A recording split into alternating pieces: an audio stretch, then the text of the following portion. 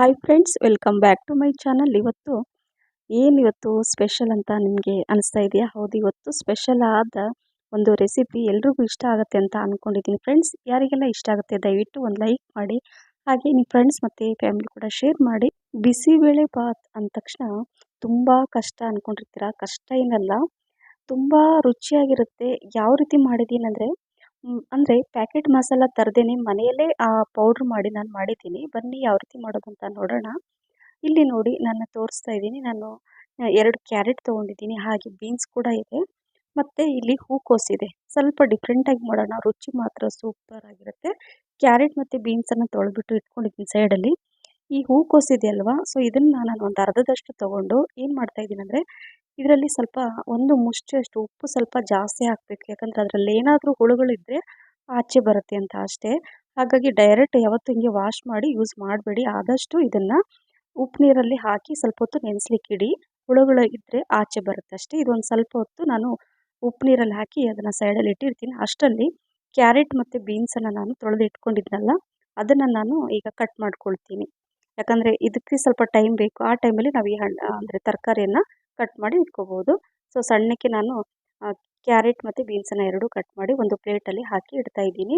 ಈ ಥರ ಏನಾದರೂ ಅಂದರೆ ಟೈಮ್ ಇದ್ದಾಗ ನೀವು ತರಕಾರಿ ಎಲ್ಲ ಬೇಗ ಕಟ್ ಮಾಡಿ ಇಟ್ಕೊಂಡ್ಬಿಟ್ರೆ ಬೇಗನೆ ಆಗುತ್ತೆ, ಕಷ್ಟನೇ ಆಗಲ್ಲ ಈ ರೆಸಿಪಿನ ಮಾಡಲಿಕ್ಕೆ ಅಂತ ಹೇಳ್ತಾ ಇದ್ದೀನಿ. ಸೊ ಈಗ ಬೀನ್ಸ್ ಕ್ಯಾರೆಟ್ ಕಟ್ ಮಾಡಿ ಇಟ್ಕೊಂಡಿದ್ದೀನಿ. ಇದು ಒಂದು 5 ನಿಮಿಷ ಅಥವಾ 10 ನಿಮಿಷ ಇಟ್ಕೊಳ್ಳಿ. ನಂತರ ಇಲ್ಲಿ ನೋಡಿ, ಚೆನ್ನಾಗಿ ಸಣ್ಣ ಸಣ್ಣ ಪೀಸ್ ಮಾಡಿ ಇದನ್ನು ನಾನು ಚೆನ್ನಾಗಿ 2ರಿಂದ 3 ಟೈಮು ಉಪ್ಪು ನೀರನ್ನೆಲ್ಲ ತೆಗೆದು ಈಗ ನೀಟಾಗಿ ಬೇರೆ ನೀರಲ್ಲಿ ತೊಳೆದ್ಬಿಟ್ಟು ಈಗ ಈ ಪ್ಲೇಟಲ್ಲಿ ತೆಗೆದಿಡ್ತಾ ಇದ್ದೀನಿ. ಹಾಗೆ 1 ಕಪ್ಪಷ್ಟು ಇಲ್ಲಿ ಹಸಿ ಏನಂದರೆ ಹಸಿ ಬಟಾಣಿ ಇದ್ದರೆ ಹಾಕ್ಕೊಳ್ಳಿ, ಅಥವಾ ಸ್ಕಿಪ್ ಮಾಡ್ಬೋದು. ಅದು ನಿಮ್ಗೆ ಏನು ಇಷ್ಟ ಆಗುತ್ತೋ ತರಕಾರಿಗಳನ್ನೆಲ್ಲ ಹಾಕಿ ಮಾಡಿ, ತುಂಬ ಚೆನ್ನಾಗಾಗುತ್ತೆ. ಇಲ್ಲಿ ಒಂದು ಕುಕ್ಕರಲ್ಲಿ ನಾನು 1 ಕಪ್ಪಷ್ಟು ತೊಗರಿ ಬೇಳೆನ ತೊಗೊಂಡಿದ್ದೀನಿ. ತೊಗರಿಬೇಳೆ 1 ಕಪ್ ಆದರೆ ಅಷ್ಟೇ ಕ್ವಾಂಟಿಟಿಲಿ ಅಕ್ಕಿ ತೊಗೊಂಡಿದ್ದೀನಿ. ಅಕ್ಕಿ ಜಾಸ್ತಿ ತೊಗೊಂಡು ತೊಗರಿಬೇಳೆ ಕಮ್ಮಿ ಮಾಡಿದರೆ ಅಷ್ಟು ರುಚಿ ಬರಲ್ಲ. ಸೇಮ್ ಕ್ವಾಂಟಿಟಿಯಲ್ಲಿ ತೊಗೋಬೇಕು.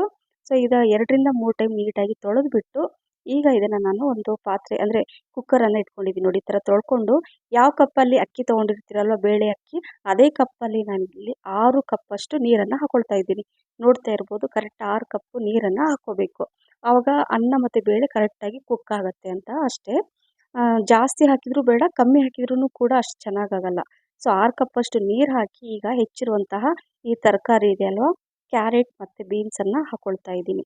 ಅದಾದ್ರ ನಂತರ ಹೂಕೋಸು ಕೂಡ ನಾನು ಕಟ್ ಮಾಡಿ ಇಟ್ಕೊಂಡಿದ್ದೀನಿ, ಚಿಕ್ಕ ಚಿಕ್ಕ ಪೀಸ್ ಮಾಡಿ ಇಟ್ಕೊಂಡಿದ್ದೀನಿ, ಅದು ಹಾಕ್ಕೋಬೇಕು. ಆಮೇಲೆ ಹಸಿ ಬಟಾಣಿ, ಸ್ವಲ್ಪ ಉಪ್ಪು ಹಾಕ್ಕೊಂಡು, ಸ್ವಲ್ಪ ಉಪ್ಪು ಜಾಸ್ತಿ ಹಾಕ್ಕೋಬೇಡಿ, ಯಾಕಂದರೆ ಆಮೇಲೂ ಕೂಡ ಉಪ್ಪು ಹಾಕ್ಕೋಬೇಕು. ಸೊ ಈಗ ಗ್ಯಾಸನ್ನು ಆನ್ ಮಾಡಿ ಕುಕ್ಕರ್ ಲಿಡ್ಡನ್ನು ಕ್ಲೋಸ್ ಮಾಡಿ ಈಗ ಇಲ್ಲಿ ನಾನು ಒಂದು 4 ವಿಸಲ್ ಮಾಡ್ಕೊಳ್ತೀನಿ ಮೀಡಿಯಮ್ ಫ್ಲೇಮಲ್ಲೇ. ಸೊ ಆ 4 ವಿಸಲ್ ಆಗೋ ತನಕ ನಾವಿಲ್ಲಿ ಈ ಮಸಾಲೆಯನ್ನು ರೆಡಿ ಮಾಡ್ಕೊಳ್ಳೋಣ. ಅಂದರೆ ಬಿಸಿಬೇಳೆ ಬಾತ್ ಪೌಡ್ರನ್ನು ಮನೆಯಲ್ಲೇ ನಾನು ಈ ರೀತಿಯಾಗಿ ಮಾಡ್ತೀನಿ ನೋಡಿ. ಈಗ ನಾನು ಒಂದು ಪ್ಯಾನ್ ಇಟ್ಟಿದ್ದೀನಿ. ಆ ಪ್ಯಾನ್ ಬಿಸಿ ಆದಮೇಲೆ ನಾನು ತೋರಿಸಿದ್ದೀನಿ ನೋಡಿ, ಒಂದು ಅರ್ಧ ಕಪ್ಪಷ್ಟು ಇದು ಹಸಿ ಇರೋದ್ರಿಂದ ನಾನು ಇದನ್ನು ಚೆನ್ನಾಗಿ ರೋಸ್ಟ್ ಮಾಡ್ಕೊಳ್ತಾ ಇದ್ದೀನಿ. ಏನಂದರೆ ಕೊಬ್ಬರಿ ಯಾವುದು ಅವೈಲೇಬಲ್ ಇರುತ್ತೋ ಮನೇಲಿ ಅದನ್ನು ಯೂಸ್ ಮಾಡಿ.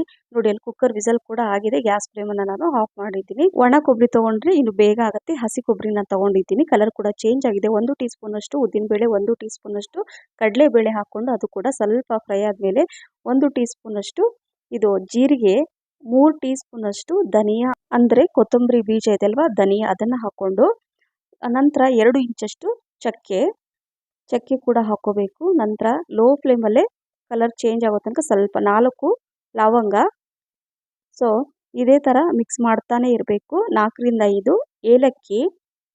ಇದೇ ಥರ ನೋಡಿ, ಒಂದೊಂದೇ ಹಾಕಬೇಕು, ಆವಾಗ ಎಲ್ಲ ಕರೆಕ್ಟಾಗಿ ಇದಾಗುತ್ತೆ. ಅರ್ಧ ಟೀ ಸ್ಪೂನಷ್ಟು ಕಾಳು ಮೆಣಸು. ನಂತರ 4 ಖಾರಕ್ಕೆ ಮೆಣಸಿನ್ಕಾಯಿ ಹಾಕ್ಕೊಳ್ಳಿ. ಖಾರಕ್ಕೆ ಇದು ಚೆನ್ನಾಗಿರುತ್ತೆ, ಸ್ವಲ್ಪ ಖಾರವಾಗಿರುತ್ತೆ. 5ರಿಂದ 6 ಬ್ಯಾಡಗಿ ಮೆಣಸಿನ್ಕಾಯಿ ಕೂಡ ಹಾಕ್ಕೋಬೇಕು. ಕಲರ್ ತುಂಬ ಚೆನ್ನಾಗಿ ಬರುತ್ತೆ. ಖಾರದ ಮೆಣಸಿನ್ಕಾಯಿ ಬೇಡ ಅಂದರೆ ಬರೀ ಬ್ಯಾಡಗಿ ಮೆಣಸಿನ್ಕಾಯಿ ಕೂಡ ನೀವು ಹಾಕ್ಕೋಬೋದು. ಸೊ ಈಗ ಗ್ಯಾಸ್ ಫ್ಲೇಮನ್ನು ಆಫ್ ಮಾಡಿ ಇದು ಸ್ವಲ್ಪ ತಣ್ಣಗಾಗಲಿ. ತಣ್ಣಗಾದ ಮೇಲೆ ಇದನ್ನು ಪುಡಿ ಮಾಡ್ಕೋಬೇಕು.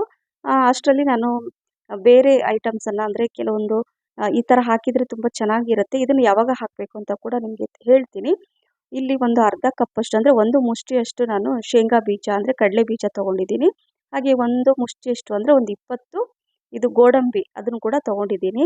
ಈ ಗೋಡಂಬಿ ಫುಲ್ ಪೀಸ್ ಇರೋದ್ರಿಂದ ಅದನ್ನು ಎರಡೆರಡು ಭಾಗ ಮಾಡಿ ಇಟ್ಕೊಳ್ತಿದ್ದೀನಿ. ಚೆನ್ನಾಗಿರುತ್ತೆ ನೋಡಿ, ಈ ರೀತಿಯಾಗಿ ಮಾಡಿಕೊಂಡು ಈಗ ನಾನು ಸೈಡಲ್ಲಿ ಇಡ್ತೀನಿ. ಅಷ್ಟರಲ್ಲಿ ಇದು ತಣ್ಣಗಾಗಿದೆ. ಒಂದು ಮಿಕ್ಸಿ ಜಾರಲ್ಲಿ ಇದನ್ನು ಹಾಕ್ಕೊಂಡು ಇದನ್ನು ಪೌಡ್ರ್ ಮಾಡ್ಕೊಳ್ತೀನಿ. ಸ್ವಲ್ಪ ಹಿಂಗೆ ಹಾಕ್ಕೋಬೇಕು ಪೌಡ್ರ್ ಮಾಡುವಾಗ, ಯಾಕಂದರೆ ತುಂಬ ಚೆನ್ನಾಗಿ ಪರಿಮಳ ಬರುತ್ತೆ. ಸೊ ಹಾಗಾಗಿ ಈಗ ಮಿಕ್ಸಿ ಜಾರಲ್ಲಿ ಹಾಕ್ಕೊಂಡು ನಾನು ಪೌಡ್ರ್ ಮಾಡಿ ನಿಮಗೆ ತೋರಿಸ್ತಾ ಇದ್ದೀನಿ. ನೋಡಿ ತುಂಬ ಪರ್ಫೆಕ್ಟಾಗಿ ಬಂದಿದೆ. ಕಲರ್ ನೋಡಿ ಎಷ್ಟು ಚೆನ್ನಾಗಿ ಬಂದಿದೆ. ಬ್ಯಾಡಗಿ ಮೆಣಸಿನ್ಕಾಯಿ ಹಾಕಿರೋದ್ರಿಂದ ಕಲರ್ ತುಂಬ ಚೆನ್ನಾಗಿ ಬಂದಿದೆ. ಈಗ ಇದನ್ನು ಒಂದು ಪ್ಲೇಟಲ್ಲಿ ತೆಗೆದಿಡ್ತಾ ಇದ್ದೀನಿ. ಇದನ್ನು ಈ ಪೌಡ್ರು ನೀವು ಇದೇ ರೀತಿ ಮಾಡಿ ನೀವು ಬಿಸಿಬೇಳೆ ಬಾತ್ ಮಾಡಿದರೆ ಘಮ ಘಮ ಮನೆಯಲ್ಲೆಲ್ಲ ಪರಿಮಳ. ರಿಯಲಿ ಫ್ರೆಂಡ್ಸ್, ಒಮ್ಮೆ ಈ ರೀತಿ ಟ್ರೈ ಮಾಡಿ, ನಿಮ್ಮ ಫೇವ್ರೇಟ್ ಆಗಿಬಿಡುತ್ತೆ ಅಂತ ಹೇಳ್ತಾ ಇದ್ದೀನಿ. ಇಲ್ಲಿ ಒಂದು ನಿಂಬೆಹಣ್ಣಿನ ಗಾತ್ರದಷ್ಟು ಹುಣಸೆಹಣ್ಣು ತೊಗೊಂಡಿದ್ದೀನಿ. ಸ್ವಲ್ಪ ತೊಳೆದ್ಬಿಟ್ಟು ನೀರು ಹಾಕಿ ಇಡ್ತೀನಿ. ಅದು ಸ್ವಲ್ಪ ಆ ನಂತರ ಯೂಸ್ ಮಾಡ್ತೀನಿ ನಿಮಗೆ. ಈಗ ನಾನು ನೋಡಿ ಕುಕ್ಕರ್ ಲಿಡ್ಡನ್ನು ಓಪನ್ ಮಾಡಿ ತೋರಿಸ್ತಾ ಇದ್ದೀನಿ. ಕರೆಕ್ಟಾಗಿ ಪರ್ಫೆಕ್ಟಾಗಿ ಕುಕ್ ಆಗಿದೆ ರೈಸು, ಬೇಳೆ ಮತ್ತು ತರಕಾರಿ. ಈಗ ಒಂದು ಕಡಾಯಿ ಇಟ್ಕೊಂಡಿದ್ದೀನಿ. ಕಡಾಯಿಯಲ್ಲಿ ಒಂದು 3ರಿಂದ 4 ಟೀ ಸ್ಪೂನಷ್ಟು ತುಪ್ಪ ಹಾಕ್ಕೊಳ್ತಾ ಇದ್ದೀನಿ. ಎಣ್ಣೆ ಎಲ್ಲ ಹಾಕೊಳ್ಳೋದ್ರಿಂದ ಅಷ್ಟು ಚೆನ್ನಾಗಿರಲ್ಲ, ತುಪ್ಪ ಹಾಕ್ಕೊಳ್ಳಿ, ತುಂಬ ಚೆನ್ನಾಗಿರುತ್ತೆ. ತುಪ್ಪ ಬಿಸಿ ಆದಮೇಲೆ ಸಾಸಿವೆ, ಜೀರಿಗೆ, ಸ್ವಲ್ಪ ಹಿಂಗೆ ಹಾಕ್ಕೊಳ್ತಾ ಇದ್ದೀನಿ. ಹಿಂಗು ಸ್ವಲ್ಪ ಕ್ವಾಂಟಿಟಿ ಜಾಸ್ತಿ ಇರಲಿ. ಹಾಗೆ ಇಲ್ಲಿ ಕರಿಬೇವು ಎಲೆ ಕೂಡ ಹಾಕ್ಕೋಬೇಕು. ಫ್ರೆಶ್ ಕರಿಬೇವು ಎಲೆ ತುಂಬ ಚೆನ್ನಾಗಿ ಪರಿಮಳ ಬರುತ್ತೆ. ಹೆಚ್ಚಿರುವಂಥ ಒಂದು ಈರುಳ್ಳಿನ ಇದರಲ್ಲಿ ಹಾಕ್ಕೊಂಡು ಹಸಿ ವಾಸನೆ ಹೋದ್ಮೇಲೆ ನಂತರ ಇಲ್ಲಿ 2 ಬ್ಯಾಡಗಿ ಮೆಣಸಿನ್ಕಾಯಿ ತುಂಬ ಚೆನ್ನಾಗಿರುತ್ತೆ, ಕಲರ್ಫುಲ್ಲಾಗಿ ಕಾಣಿಸುತ್ತೆ.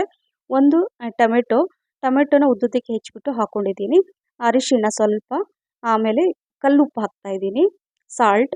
ಸೊ ಹಾಕ್ಕೊಂಡು ಮಿಕ್ಸ್ ಮಾಡ್ಕೋಬೇಕು. ನಂತರ 1 ಕಪ್ಪಷ್ಟು ಇದು ಏನು ಆವಾಗಲೇ ನಾವು ಹುಣಸೆಹಣ್ಣನ್ನು ನೆನೆಸಿಟ್ಟಿದ್ನಲ್ವ ಅದರ ರಸನ ನಾನು ಇದರಲ್ಲಿ ಹಾಕ್ತಾ ಇದ್ದೀನಿ. ಅಂದರೆ ಒಂದು 7ರಿಂದ 8 ಟೀ ಸ್ಪೂನಷ್ಟು, ಒಂದು 2ರಿಂದ 3 ಟೀ ಸ್ಪೂನಷ್ಟು ಜಾಗರಿ ಬೆಲ್ಲ ಹಾಕ್ಕೊಂಡಿದ್ದೀನಿ. ನಂತರ ಪೌಡ್ರ್ ಮಾಡಿರುವಂತಹ ಈ ಬಿಸಿಬೇಳೆ ಬಾತ್ ಪೌಡ್ರ್ ಇದೆಯಲ್ವ ಅದನ್ನು ಮಸಾಲೆನ ಇದರಲ್ಲಿ ಹಾಕ್ಕೊಳ್ತಾ ಇದ್ದೀನಿ. ಒಂದು 5ರಿಂದ 6 ಟೀ ಸ್ಪೂನಷ್ಟಾದರೂ ಹಾಕ್ಕೊಳ್ಳಿ. ನಂತರ ಉಳಿದಿರುತ್ತಲ್ಲ ಅಥವಾ ಇನ್ನೊಂದು ಸಲ ನೀವು ಯೂಸ್ ಮಾಡ್ಬೋದು. ಅಂದರೆ 2 ಟೈಮ್ ಯೂಸ್ ಮಾಡ್ಬೋದು ಇದನ್ನು, ಈ ಪೌಡ್ರನ್ನು. ಸೊ ಎಲ್ಲ ಮಿಕ್ಸ್ ಮಾಡಿದ ನಂತರ ಬಿಸಿ ನೀರನ್ನೇ ಹಾಕ್ಕೋಬೇಕು.